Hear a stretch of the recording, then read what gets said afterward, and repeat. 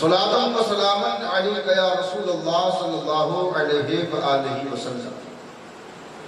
عزیزان محترم، ایک بات اچھی طرح اپنے ذہنوں میں ڈال لیں کہ حضرت آدم سے لے کر نبی کریم صلی اللہ علیہ وسلم تک اور آپ کی امت کو بھی شامل کر لیں، بے شمار شہادتیں ہوئی، لیکن کسی کی شہادت کائنات کے نظام میں تبدیلی نہیں آئی۔ سورج کا جو حال تھا وہی رہا، چاند اور سورج کے ظاہر ہونے کا جو وقت تھا وہ بھی وہی رہا، شجر اور حجر کے جو معاملات تھے وہی رہے، بڑی سی بڑی شہادتیں ہوئی، لیکن کسی کی شہادت پر کائنات میں تبدیلی نہیں آئی۔ یہ شان فقط مولا امام حسین علیہ السلام کی ہے کہ جب آپ کی شہادت ہوتی ہے تو آسمان بھی روتا ہے، جب آپ کی شہادت ہوتی ہے تو زمین کا ذرہ ذرہ غم مناتا ہے، جب آپ کی شہادت ہوتی ہے روایت بتاتی ہے کہ امام علی مقام امام حسین علیہ السلام کے سر کو جب قلم کیا گیا، جب آپ کا سر تن سے جدا ہوا، آسمان پر اس قدر اندھیرا چھا گیا کہ ایسا لگتا تھا جیسے رات ہو چکی۔ روایت لکھنے والوں نے یہاں تک لکھا کہ امام علی مقام امام حسین علیہ السلام کی شہادت کے بعد جب ہم نے آسمان کی طرف نظر اٹھا کر کے دیکھا تو ستارے ٹوٹ کر ایک دوسرے پر گر رہے تھے اور ایسا لگتا تھا کہ قیامت آ چکی۔ دوستان محترم، زمین کے ذرے ذرے، چاہے شجر ہو یا حجر، آسمان ہو یا زمین، زمین کے ہر ذرے نے ہر شے نے ایمان کا غم بنایا، ہر ذرہ ہر شے ایمان کے غم میں روئی ہے۔ اور روایت تو یہاں تک کہتی ہے، ارے کائنات کا نظام تو اپنی جگہ، پتھروں کا رونا تو اپنی جگہ، ذروں کا رونا تو اپنی جگہ، یہاں تک کہ اللہ کی مخلوق جنات انہوں نے بھی امام کی شہادت پر غم کا اظہار کیا۔ جو لوگ انسانوں کے غم منانے پر اعتراض کرتے ہیں اور کہتے ہیں کہ امام کا غم نہیں منانا چاہیے، ارے نادانو، ہما شما کی بات نہیں۔ روایت کہتی ہے کہ شہادت ہو رہی ہے کربلا کے صحرا میں، اور جب دمشق اور شام اور دنیا بھر میں جہاں بھی پتھر اٹھایا جاتا تھا تو پتھر کے نیچے سے سرخ رنگ کا خون نظر آیا۔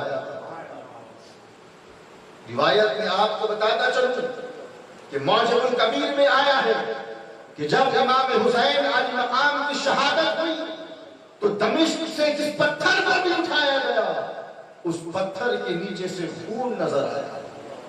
معلوم یہ ہوا کہ امام حسین سے صرف اللہ، اس کے رسول یا ہم امتی ہی محبت نہیں کرتے، کائنات کی ہر شے امام سے محبت کرتا ہے۔ زمین کا ذرہ حسین سے محبت کرتا ہے، آسمان کا شامیانہ حسین سے محبت کرتا ہے، ستارے حسین سے محبت کرتے ہیں، سیارے حسین سے محبت کرتے ہیں، شجر، حجر، جنات اور ملائکہ بھی امام حسین سے محبت کرتے ہیں۔ کائنات کی ہر شے امام حسین علی مقام سے محبت کرتی ہے۔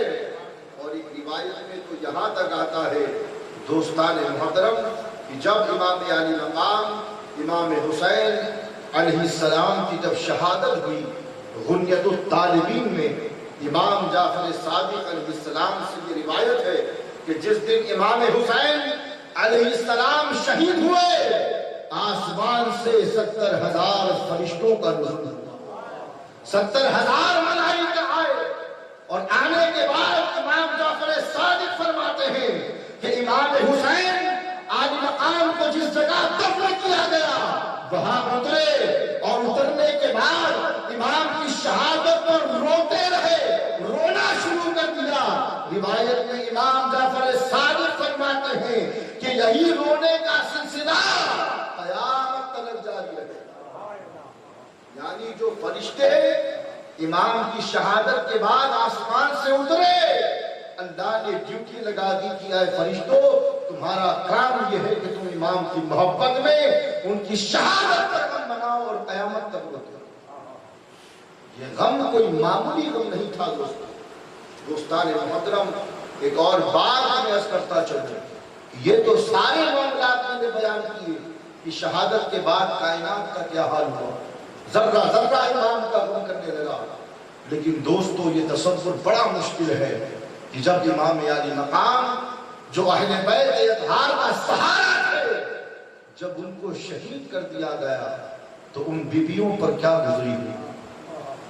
آپ کی شہزادی حضرت سیدہ سکینہ سلام اللہ علیہا پر کتنا قرب اور کتنے درد کے عالم سے انہیں گزرنا پڑا ہوگا، اس کا تصور میرے دوستو آسان نہیں۔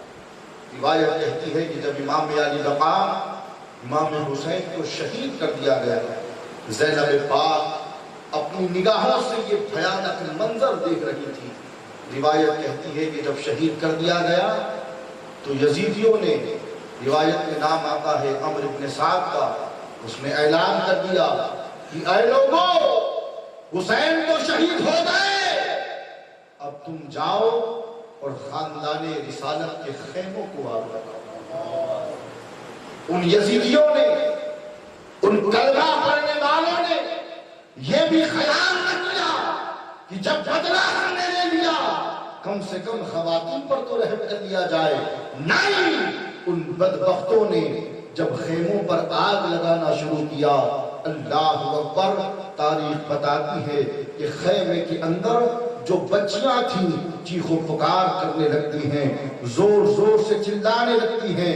روایت کہتی ہے کہ حضرت زینب پاک کا حال یہ تھا کہ جیسے ہی خیموں کو جلتے دیکھا، کبھی خیمے سے باہر آ رہی ہیں، کبھی خیمے کے اندر جا رہی ہیں، کبھی آسمان کی طرف نگاہ اٹھا کر اللہ کو یاد کر رہی ہیں، کبھی دائیں کبھی بائیں دیکھ رہی ہیں، اور کربلا کی تپتی ہوئی ریت کا حال یہ ہے، اللہ اکبر اللہ اکبر، کہ اتنی گرم ہو رہی ہے کہ سامنے والے کا چہرہ تک نظر نہیں آ رہا۔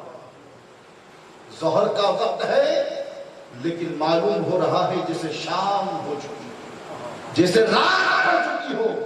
جب آگ لگائے گئے خیموں کو، جب پھونکا گیا خیموں کو، حضرت زینب پاک علی کی بیٹی باہر آ رہی ہیں، اندر جا رہی ہیں، کبھی اندر کبھی باہر، کبھی اندر کبھی باہر۔ ایک شخص نے کہا کہ بی بی، یہ خیمے جل رہے ہیں، ذرا تو خیال رکھو، باہر آ جاؤ، اپنے آپ کو بچا لو، کہیں یہ خیمے کی آگ آپ کو چپیٹ میں نہ لے لے۔ زینب پاک فرماتی ہیں تو مجھ سے اپنی جان بچانے کو کہہ رہا ہے، ارے اس خیمے کے اندر حسین کا ایک بیٹا عابد بیمار زین العابدین بھی ہے، میں کیسے گوارا کروں کہ ایک بیمار خیمے میں پڑا رہے اور یہ آگ اسے لپیٹ میں لے لے۔ میں اندر باہر اسے بچانے کے لیے ہو رہی ہوں۔ اللہ اکبر اللہ اکبر۔ حضرت زینب پاک خیمے کے اندر گئی، جانے کے بعد امام زین العابدین کو اپنے کاندھے پر اٹھایا۔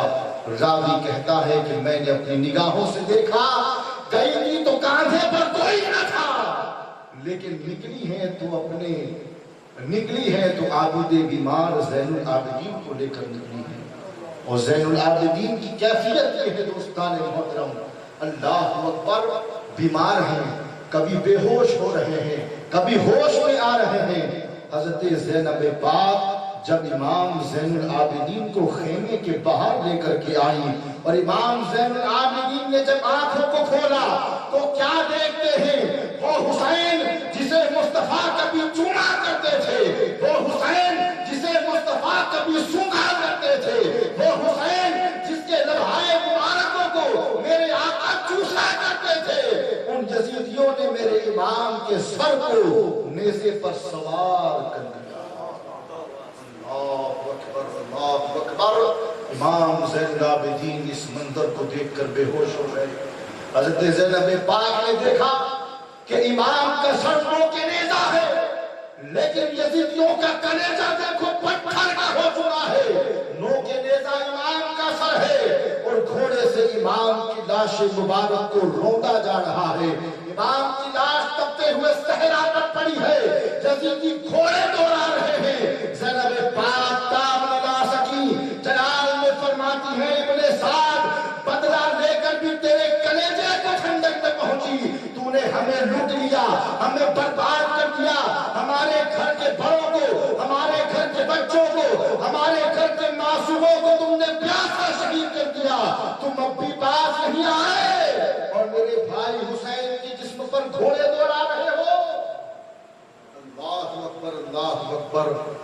بیان کرنا بہت مشکل ہے دوستو، صرف تصور کرتے چلے جاؤ کہ وہ وقت اہل بیت اطہار پر کتنا سخت گزرا ہوگا، جنہوں نے اپنے خاندان کو نگاہوں کے سامنے پیاسا شہید ہوتا دیکھا۔ عزیزان محترم، ایک شعر بڑا ہی خوبصورت ہے، شاعر کہتا ہے کہ عشق را دو بابست، عشق را دو بابست، یکے حسین سکندر دیگر زینب۔ شاعر کہتا ہے کہ عشق کے دو باب ہیں، مدینے سے لے کر کربلا کی منزل، یہ عشق کا پہلا باب ہے جس کو علی کے بیٹے حسین نے رقم کیا۔ مدینے سے لے کر مکہ، مکہ سے کوفہ، کوفہ سے کربلا، یہ ایک باب ہے عشق کا جس کو امام نے اپنے خون سے رقم کیا ہے، اور دوسرا باب ہے جو عشق کا جسے حضرت زینب پاک نے کربلا کے بعد سے لے کر دربار یزید تک یہ پورا سفر جو ہے عشق کا، اسے حضرت زینب پاک نے رقم کیا۔ ایک بات اور سنتے چلو، یہ کربلا جو ہم تک پہنچی ہے نا، یہ حضرت زینب پاک کے خطبوں کا صدقہ ہے۔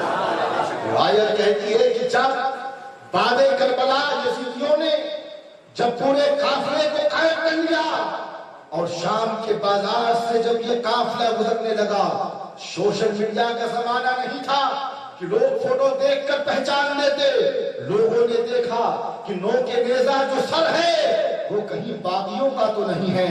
زینب پاک کے کانوں میں جب یہ آواز آتی تو آپ ہر چوراہے پر، ہر گلی پر کھڑی ہوتی اور آپ خطبہ ارشاد فرماتی، آپ داستان کربلا سناتی، اپنے فضائل بتاتی اور لوگوں کو بتاتی، اے شامیوں دیکھو یہ جو نو کے نیزہ سر ہے کسی باغی کا نہیں ہے، آقا کے نواسے حسین معلم، حسین آقا کا سر ہے۔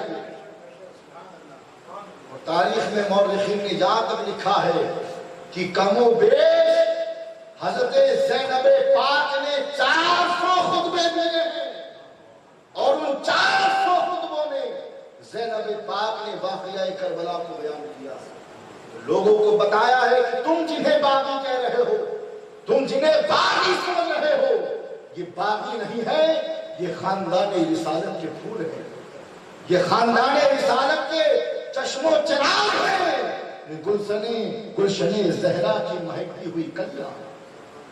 یہ زینب پاک سلام اللہ علیہا کے خطبوں کی برکتیں ہیں کہ یہ کربلا ہم تک پہنچا۔ عزیزان ملت اسلامیہ، ایک روایت اور گفتگو تمام کروں گا۔ دوستان محترم، جب شام ہوئی اور سارا معاملہ نمٹتا گیا تو یزیدیوں کے درمیان مشورہ ہوا، اور اب آپ دیکھیں مشورہ کس بات کا ہوا؟ مشورہ یہ ہوا کہ حسین سے بدلہ لینا تھا، ہم نے بدلہ لے لیا، حسین شہید ہو گئے، علی اکبر شہید ہو گئے، علی اصغر شہید ہو گئے، اور محمد شہید ہو گئے، قاسم و عباس شہید ہو گئے۔ اب یہ جو بیویاں ہیں اہل بیت اطہار کی، کئی دن کی بھوکی اور پیاسی ہیں، مشورہ یہ ہوا کہ بھوک کی وجہ سے کہیں مر نہ جائے، ان کے پاس کھانا اور پانی پہنچا جائے۔ لوگوں نے کہا کہ بات تو صحیح ہے تمہاری، کھانا اور پانی پہنچا دیں، لیکن ان کے گھر والوں کے ساتھ بدسلوکی ہم نے کی ہے، کیا پتا ہمارا پانی اور ہمارا کھانا یہ قبول کریں یا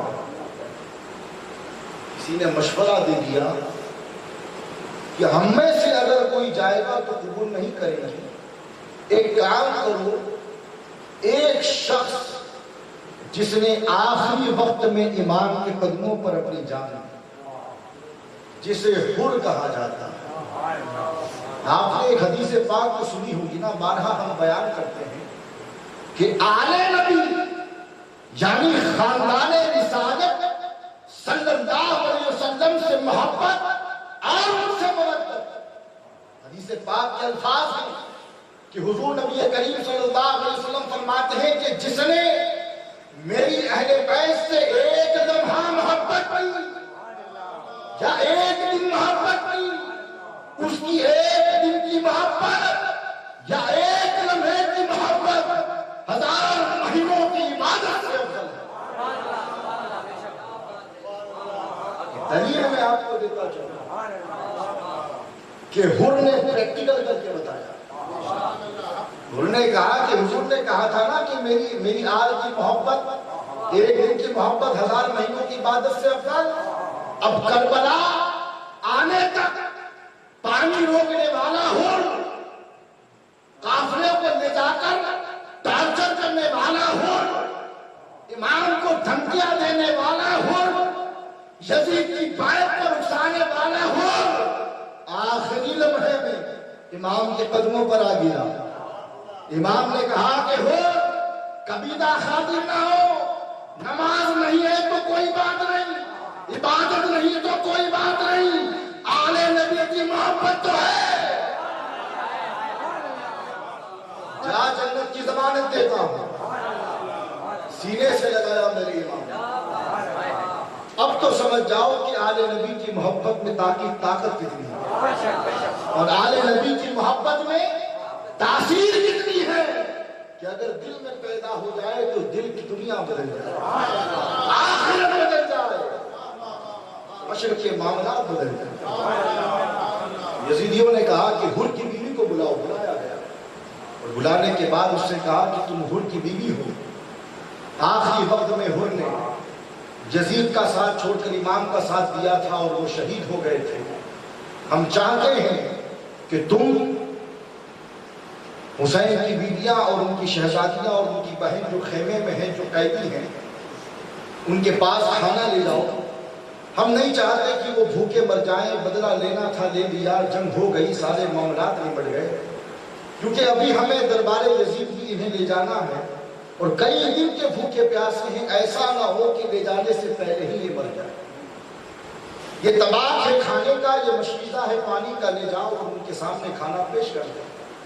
روایت کہتی ہے کہ حر کی بیوی جیسے ہی سیدہ زینب پاک سلام اللہ علیہا کے پاس آئی، زینب پاک آنکھیں بند کر کے بے ہوشی کے عالم میں پڑی ہوئی۔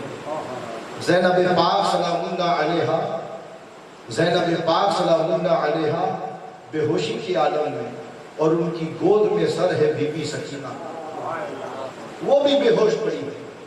حر کی بیوی آئی، آ کر قدموں کو پکڑ کر ہلایا، آنکھیں کھولی سیدہ زینب نے، پوچھتی ہیں کس لیے آئے ہو؟ حر کی بیوی کہتی ہیں شہزادی میں آپ کے لیے کھانا اور پانی لے کر آئی ہوں۔ سیدہ زینب پاک پانی اور کھانے کا نام سن کر تڑپ گئی اور ڈانٹ کر کے کہا کہ اب لائی ہو جب کھانے والے چلے گئے، اب لائی ہو جب پینے والے چلے گئے۔ ان یزیدیوں نے ننھے علی اصغر کو پیاسا شہید کر دیا، اب لائی ہو پانی جب پینے والے چلے گئے۔ بی بی سکینہ نے جب یہ آواز سنی ہوش میں آئی، اور ہوش میں آ کر پوچھا کہ پھوپھی جان یہ پانی اور کھانا، یہ جو پانی کی آواز آئی یہ پانی کون لے کر آیا؟ تڑپ کر کہتے ہیں پھوپھی جان کیا پاس چلے آئے؟